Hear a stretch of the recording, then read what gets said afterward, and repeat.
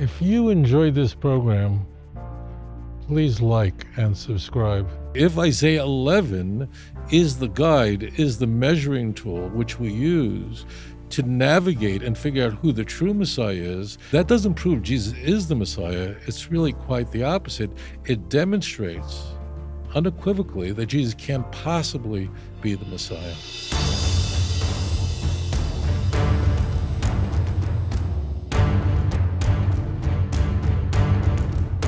Caller, you're live on the air. Please tell us your name and where you're calling from.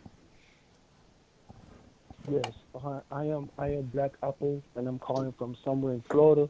Welcome. I got a question for Rabbi Tovia concerning the prophecies of the branch of righteousness that should come out of the house of David. According to the prophets Isaiah chapter 11 spoke of the branch or the root of Jesse that should come to rule and to smite the earth with the breath of his lips. And according to Jeremiah, the book of the prophet Jeremiah, in Jeremiah 30, I believe it's 23, 5 to 6, it speaks of the branch of righteousness that should come, that will raise unto David. So in Matthew chapter 2 and verse 23, it says, "And he came and dwelt in a city called Nazareth, that it might be fulfilled which was spoken by the prophets. He shall be called a Nazarene." So Rabbi Tovia, based on my understanding, Nazareth comes from the Hebrew word netzer, which means netzer is Netser, which means branch or shoot. So my question to you, Rabbi Tovia, is that according to Matthew 2 verse 23, isn't this fulfilling the prophets or the prophecy concerning the shoot or the branch that shall raise unto David, and who Jesus fulfilled? Well, just a question before you go. No one's ever asked that question before, so I'm very grateful that you called in. Why do you think the Messiah is called a branch? Like, why is he called a branch? Okay, all right. Well, just what are your thoughts on that? Like, where does a branch come from? Yes, sir. I'm giving you my understanding right now. Okay, well, based on the candlestick, it has it has 7 branches, and the candlestick is like symbolic. The candlestick it's symbolic. It's symbolic. It represents a branch, and the candlestick gives light. The reason why the Messiah is called a branch is made obvious in the first passage of the chapter you quoted from. It's Isaiah chapter 11, verse 1. V'yotza chayte migezer Yishai, and a shoot will come forth from the stump of Jesse. V'netzer, and a branch, misharashav yifra, a branch from the root will bear fruit. So what Isaiah has in view is that Jesse is the father of King David, and any of these branches who are descendants of David and Solomon is therefore eligible to be the Messiah. That's why there's so many people throughout history who could have been a branch. Just as a tree may have hundreds, maybe there are trees that have thousands of branches, and any one of them are coming from the same root. And I grant you that if Jesus really was from Nazareth, then that would be the only prophecy he fulfilled. So you're right, Matthew 2:23, you can say, when it says that the family moved to Nazareth, because Matthew's infancy narrative has the family begin in Bethlehem, go to Egypt, but they can't return back to Bethlehem because Herod Archelaus now is the head of Judea, so they have to go rather to the Galilee. And it was in Nazareth, because the prophets say he should be called a Nazarene. So you're viewing that as a fulfillment of Isaiah 11. I'll go, great, I'll grant you that. But what happens then is that you,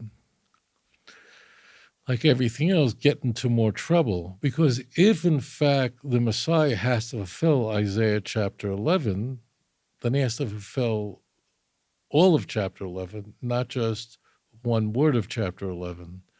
So, for example, when we're told that the wolf will dwell with the lamb and the leopard will lie down with the kid, that means there'll be world peace. It doesn't mean necessarily that wolves and lions will become herbivorous.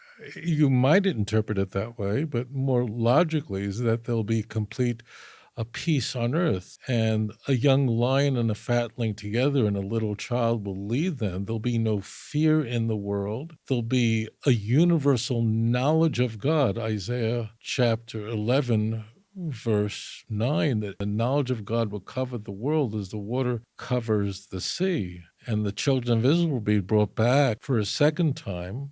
The first time they were gathered to the land of Israel when they came out of Egypt. The second full gathering of the Jewish people will be in the Messianic age. When the Jews returned to build the second temple, the vast majority of the Jews did not return back to the land of Israel. Most were lost in the 10 tribes. So the full restoration of the Jewish people to their land, the full knowledge of God, that means the knowledge of God will cover the world as the water covers the sea. Animals of prey will lie together without fear with animals who are predators. Okay? Whether you think that the digestive system of dedicated carnivores like lions will change or not, I don't think so. I don't know many people who think you can believe that. I don't think that's what's in view. But what clearly is being conveyed here is that the world will change for the better. Peace, universal knowledge of God, the ingathering of the exiles, the nation of Israel returning back to their land.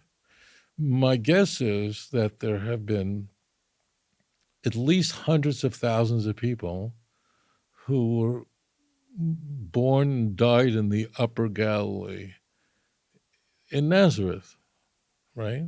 That doesn't make them the Messiah. They had to fulfill all of Isaiah chapter 11.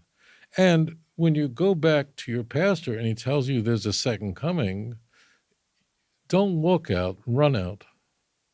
That's the biggest red flag, that that you have a spiritual scam in front of you.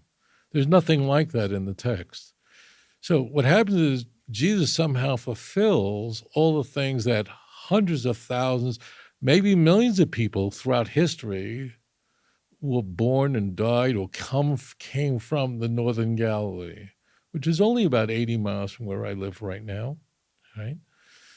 That's not enough. You need to fulfill all of it. So that's cool. So I just would say to you this, that when the true Messiah comes, the world will change in a way that you can see. A little child can play by a hole for a serpent. No one will be afraid. What you see in the world, not just today, but in the first century, in the first Christian century, was filled with wars.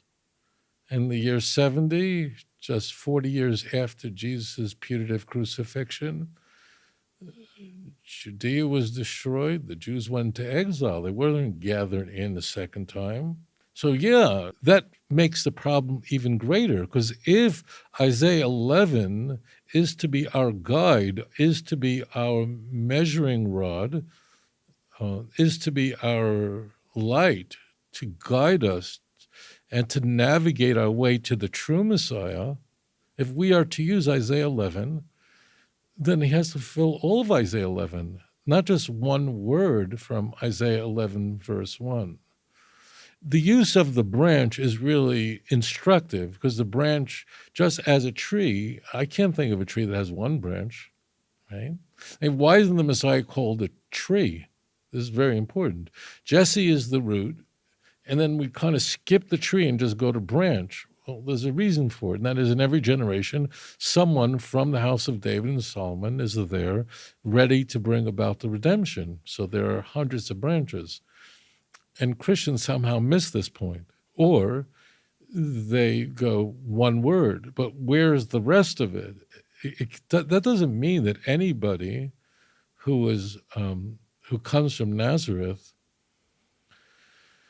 is therefore eligible to be the Messiah, or anybody from the tribe of Judah, grant that is no. You have to do all of that. And then now, what would you do if you had a false religion? Please don't be offended by this. But if your religion was not a true religion, what would you have to say? Because the person you think is the Messiah did nothing except come from a city called Nazareth, okay, which a lot of people come from Nazareth. You would have to say that there's a second coming. That's the only way you can explain away a false Messiah. It's the only way, and that's exactly what the church is going to tell you, right? And going to then go, and the Jews are blind. The church has so much chutzpah, and we're reading the text, just plain reading of the text, and it is messianic. And all Christians and Jews agree it's messianic. And then the Jews are somehow blind. There's a veil over our eyes, when all we're doing is just reading the text. So I say there's a code. I grant you that sure, he comes from Nazareth, he's from the city of Nazareth, whatever, fine. That proves that Jesus isn't the Messiah. If Isaiah 11 is the guide, is the measuring tool which we use to navigate and figure out who the true Messiah is, that doesn't prove Jesus is the Messiah. It's really quite the opposite. It demonstrates unequivocally that Jesus can't possibly be the Messiah. Thank you for your question. If you enjoyed this program, please like and subscribe. אדון עולם אשר מלך בטרם כל יציר נברא לעת נעשה בחפצו כל אזי מלך שמו נקרא ואחרי ככלות הכל לבדו ימלוך נורא והוא היה